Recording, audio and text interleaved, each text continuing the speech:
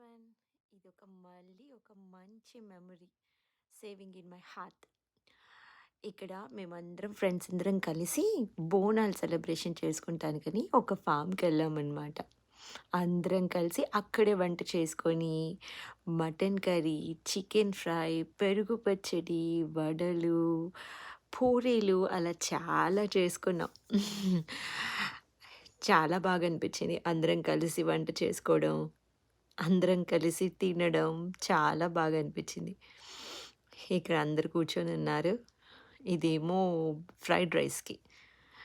ఆహ్, ఇదేమో నిర్మల చేసిన మటన్ కర్రీ. ఇది జయదీప్ చేసిన చికెన్ ఫ్రై. అందరం కలిసి భలేగా కుక్ చేసుకున్నాము ఆ రోజు ఫామ్‌లో. ఇలా ఏదైనా అనుకోంగానే కలిసి వెళ్దాం అనంగానే ఫ్రెండ్స్ ఓకే వెళ్దాము అని పాజిటివ్ యాటిట్యూడ్‌తో అందరూ మనతో కలిసి వస్తే చాలా బాగా అనిపిస్తది.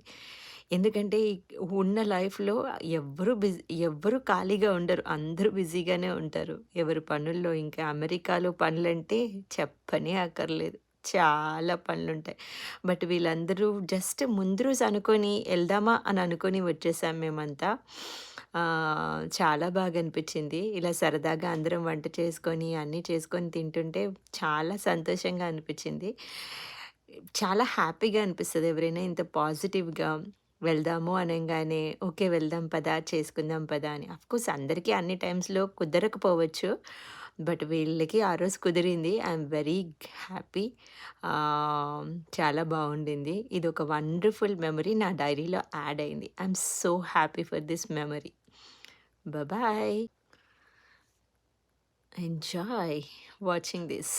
Love you all.